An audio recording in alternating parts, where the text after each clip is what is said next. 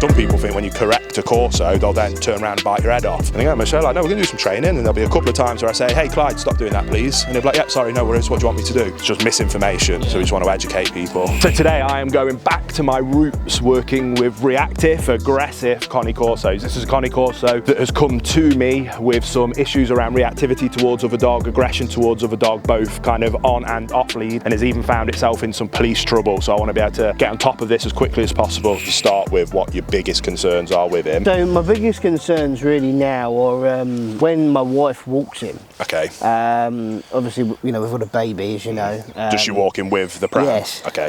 It's just when another dog comes into play, and Clyde's very, very interested in wanting to say hello. But of course, you know, a 55-kilo Cane Corso that's driven to say hello, and a small, petite new mum with a baby, you know, it's not good. So my biggest concern is obviously her or the baby being dragged from here to there. Then there has been issues where there are other dogs that are aggressive towards him or that are barking, and that's Are they on lead? They're on lead. Yeah. And then he'll go. And then he goes. Whilst on lead still. Yeah. Yeah. Protective. Yes, which with your wife, with a baby. Yes. Again, he's being a Corso, but the problem is you can't really turn it off. No. Get him to stop. And then I had the issues with the police. I then got put. Tell me about that again. Yeah, so that was just a case. He was a puppy running over to other dogs, and we actually experienced members of the public with dogs actually like kicking Clyde in the ribs, hitting him with umbrella, you know, shouting and swearing at me. But then we had the police sent to the house and reported 3 separate occasions, and they came to the house and, you know, they said, you know, we've been told you've got a dangerous dog. But actually said also we've got an illegal dog, both of which I explained. Because of being cropped and docked? No, I think they just thought it was a banned breed. Okay. But to be honest, they were sound, and they saw that he was a nice boy and under control. Corso 101. Absolutely beautiful. Looks beautiful, his temperament's beautiful. Yeah, and I'm excited to work him. So obviously I've seen you kind of working him a little bit, and you're right, your relationship's good. He's engaged when you kind of say his name, your tone of voice, all of those things, excellent. That's usually what I'd spend hours kind of helping people achieve. So now it's just tuning things up a little bit. First thing we'll do is get Sully out. We'll get Clyde all the way out the way. I'll slip Sully into this corner pen here, and then I'd just like to observe you kind of going and just seeing what it looks like.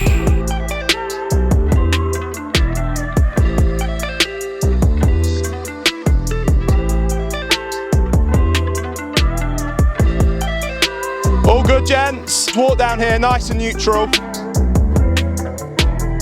Try and keep the lead as loose as possible. Right, okay, I'll just leave it as this now then. Yeah. Just let it roll. I'm not going to correct him at all, no? Yeah, just kind of come straight towards us, and then I'll kind of tell you when to turn. So Sully's on a complete brake command. Stop there, just let him have a minute there.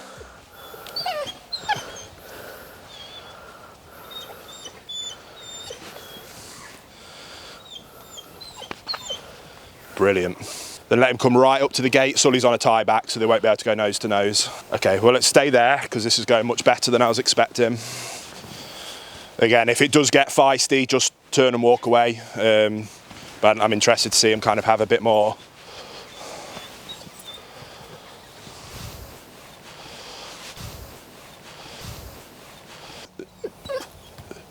But this is standard.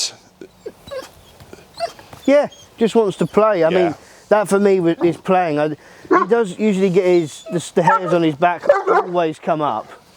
But this is, this is it. So from watching that, you definitely don't have an aggressive dog, but you do have a dog that's bordering on reactivity and definitely isn't looking up to you for guidance and direction. Again, it's not aggression, but it looks like aggression to anyone that you're going to come across. So all I want to do is be able to give you an off switch for that and let him know time and a place. For me, one of the most important things that we can give to any dog, especially working dog, is simply an off switch. I have no interest in being able to take the Corso out of a Corso. All I want to do is be able to let them understand that there's a time and a place. And if it isn't the time in the place, we have the ability just to say, hey, no, this isn't the time, this isn't the place, you can do that later. So that's all we really need to focus on here with this Corso, is just putting on an off switch to let him know that you don't always have to be a Corso. Sometimes I'm in charge, sometimes I'm in control. Look up to me for guidance and direction and everything will be okay. So what I want to do is I'm going to do a basic tune-up for you now. Then I'm going to do that drill again, but I'm going to do it and I'm going to let him know, hey, that's not acceptable when you pull off towards another dog. When you start listening to me, then give him a break, but the break will be having the opportunity to play with Sully. So he's actually going to be rewarded by what he wants, but to get what he wants, he needs to listen and look up to me for guidance and direction. So I'm going to use a Hermsprenger 3.2, but the most important part about this is making sure that you fit it properly. A lot of people make it big so they can get it up and over the head, and we don't want to do that. So what I want to be able to do is make sure is that we're nice and tight up and high behind the ears. So it should be snug, and now it's at a point where I can get my hand underneath it, but it's not going to slide down. And we've got the distribution plate at the bottom, and the prongs are going to come up and round, distribute that pressure evenly, and it'll be much safer when he is pulling than the flat collar is. So we'll swap over, and I'm just going to jump straight into my tune-up drill. So he already walks pretty nicely to heel. You've done a good job of that. The problem is when he's picking and choosing as whether he needs to listen to you. So we're not necessarily doing a heel tune-up, even though that's kind of what I call it. We're doing more of an engagement tune-up. Clyde? Yes, good. Clyde? Yes, good. So you saw that time was even better. Clyde? Yes, good. Clyde? Yes. So you see straight away, he's being much more in tune with me. Clyde? Yes, good boy. Good boy. We've already building a relationship now, which is lovely. That's why he's kind of sitting here like this on me, protecting me. But he needs to understand that, again, time and a place. We just need to put an off switch onto the Corso-ness of him, and that's all we need to do. Yeah, good boy. That one, I didn't even have to use his name. And just because he's now starting to be at least a bit more aware of me and looking to me for guidance and direction, and that's what you've done. Like I say, you've done the lion's share of the work. We're just dialing it up, and it's this finesse artistry bit which is where people get stuck. Clyde? Yes, good. Let's go. Yes, good. So I'm now going to start to shape this into a heel, and I'm going to do some inside turns, which is going to force him again, because if he doesn't pay attention, I'm cutting through him. So again, so you see how he's now having to look up to me for guidance better, and he's giving me this space now. And look at the difference. So now if I cut in this way, he's having to be aware of me. If I turn this way, if he doesn't follow me, he's going to get a little correction. But already look how he's now dropping in behind me, whereas with you, he was just a little bit out in front. And that's because of leadership, guidance, and direction. When I come to a stop, I might simply ask here, Clyde, sit. Good. And then I'm going to claim this space. I'm going to plant the flag, and this is how we stop. Instead of this.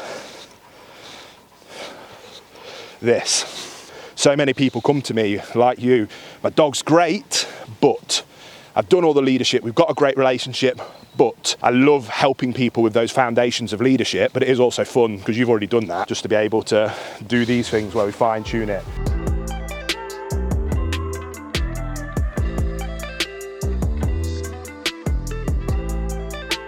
So cool, now we've tuned him up here. I'm going to take Sully out of the reactivity pen so that there's no barricade or threshold, and we're going to do that exact drill under distraction now. And so what we've just tuned up there, he needs to understand that that is my expectation, and that's going to be your expectation moving forward, regardless of whether there's low distraction or the biggest distraction for him. This is what we expect. Well, let's rock and roll. So what I'm going to do is we're going to come and nice pass here. So again, I don't mind you looking, that's okay. And now we're going to come on a pass this way. So Sully's tethered, so he can't get to him. But if he pulls towards him, yes, good boy, Clyde, good boy. Yeah, pretty magical, right?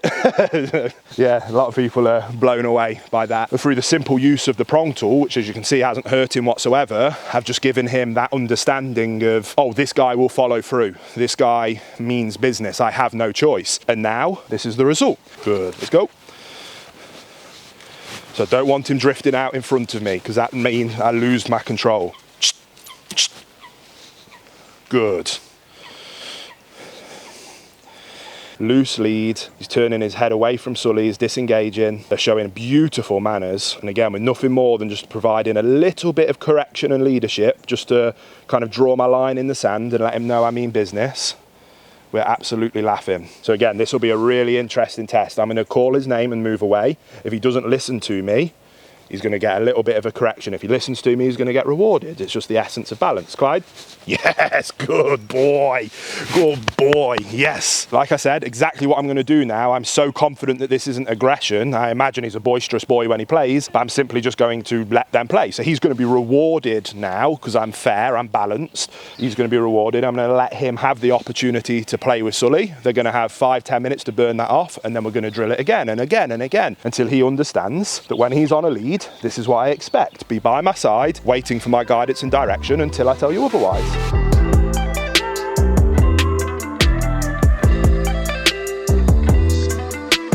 Obviously, I've not seen it when it's gone bad. I can guarantee that 99.9% is that the owner has seen him bark. An owner saw that and went, oh my God, that's a dangerous dog. Yeah. They panic. Dog panics and boom, off it goes. And it's always the owner's fault, always. Yeah. Does that mean we can excuse it? No, we need to be in control of our dog. You don't have an aggressive dog at all. So has it been a while since he's been able to do this? Yeah. It's nice, isn't it? It is nice. Isn't it lovely to see? It is, yeah. So an absolute bread and butter case for me there. I absolutely love these cases. It's what gets me up in the morning, where you can have these miraculous, extremely quick 1 hour consultation turnarounds. Now that is on lead stuff, absolutely sorted now. They'll be able to take that home and work it, and you can replicate those kind of things at home yourself as well. But getting that same level of control and ability off lead is a much more complicated program, and we're going to be helping this owner with this Corso achieve that. So if you are new here, subscribe so that you don't miss a future episode here on Fenrir Canine Training, where we're going to take Clyde as amazing off lead as he is now on lead.